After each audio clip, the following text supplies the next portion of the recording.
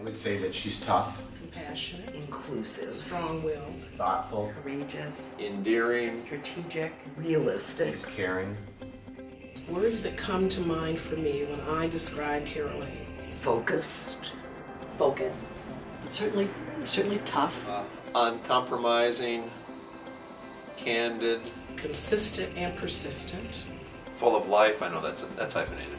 principled. Well, she has, which I consider absolutely essential in my interactions with anyone, she has a wonderful sense of humor. She has a sense of humor. We are never in a faculty meeting, even at the worst of situations to resolve, where she doesn't find a way to make it lighthearted. Very funny. She doesn't take herself or others too seriously, which I think is important. I think she's a really intelligent and articulate communicator. She's a dean among deans. There's a lot of words that come to describe her in my mind, and I might get a little emotional about this, but Integrity. Collaborative. all the time I'm thinking about how thankful I am for the fact that I got the chance to work with her. As a leader, she has enabled faculty and staff in the college to do good work. I think she has very little tolerance for same as always. Every good dean, and Carole certainly is a good dean, wants to stretch the college a little bit, do some new things, be creative. Curricularly, in terms of faculty initiatives and priorities, in terms of research agendas, we've always done that is yesterday. It's not tomorrow. She is very modest about her own accomplishments and respects the collective effort. In many ways, Carole is adored in the college, while at the same time she has been a relatively, I don't know about strict, but certainly clear taskmaster. Her bar of excellence is high. That much we are very clear about. Her bar of excellence is high. She's very visionary and makes things happen. And I think one really good example of that is this building. This building is the face of the college, particularly for teacher education, and she made it a priority that it should be updated.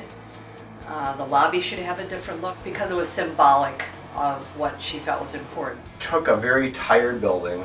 We added a roughly 4,000 square foot addition to the building, which was all dry research space, which accommodated all of our research grants that we had money coming in for and didn't have space to accommodate them for. And I think as you look at our classrooms, even in the way that we thought about being flexible in our classrooms, that we would allow for multiple ways of teaching with this technology, what we ended up with was technology embedded in the ceiling, in the walls, in the floor, in cabinetry, everywhere else but the actual classroom itself, and yet everything then was connectivity to that technology. She also is the one that wanted to have Sparties here in the building. Carole had the idea that wouldn't it be nice if we had a coffee shop? Because the Sparties then was going to be on board, we knew that we would build that infrastructure and that we would structure the way everything flowed in the lobby from less formal to more formal to formal space, and we would center it around the fact that our faculty and our student population would use the Sparties as a gathering spot, as a meeting space, as a point of contact. Well, I think the major accomplishment that Carole has made in regards to our urban ed agenda is to ensure that it is not something that happens on the periphery of the efforts and ongoing efforts within the college. It is now a front and center college-wide priority. What has been put in place under Carole's leadership is a set of pipeline initiatives. So we start with students in high school.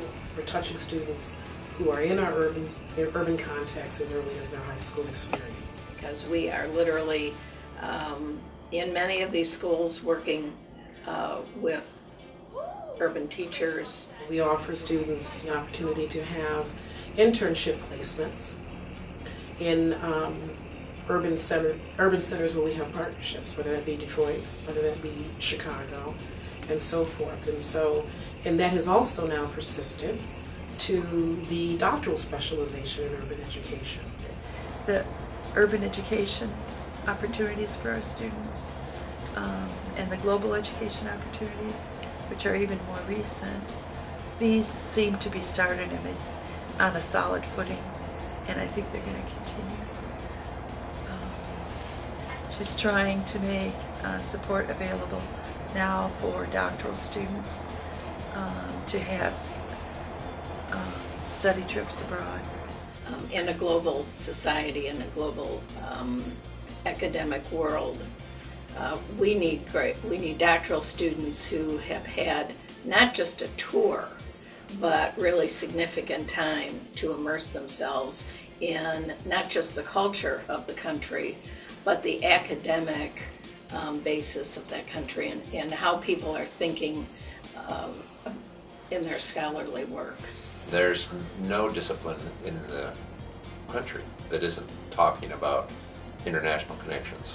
It feels to me like this college is just very focused on what it is that we want to do, what we want to be. Our college is well positioned to take advantage of both comparative policy issues as well as comparative pedagogical issues in the future. But in addition, there's also, big focus on math, science education, literacy. There's a lot of other important stuff that we do programmatically and in terms of research, and that was her goal, was to make sure that that we built on strength, in multiple areas. She's known among the deans in this country as one of the most able and intelligent deans in terms of a big picture view of what a college of education should be doing. Everyone, of course, is proud of the fact that we're #1 in the nation in teacher education. I think those rankings do reflect the fact that we are very visible and we are held in deep respect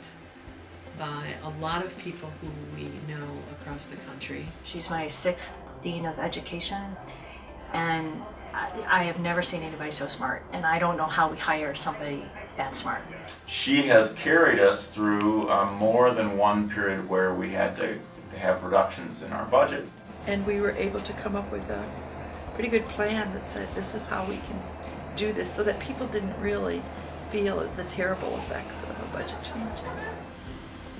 I mean, she has just guided us through the most awful financial situation. It's been fairly easy to work with her because her vision and how she wants these funds used it's always been very clear, and it's very focused on students. We've, I think, provided more support for graduate students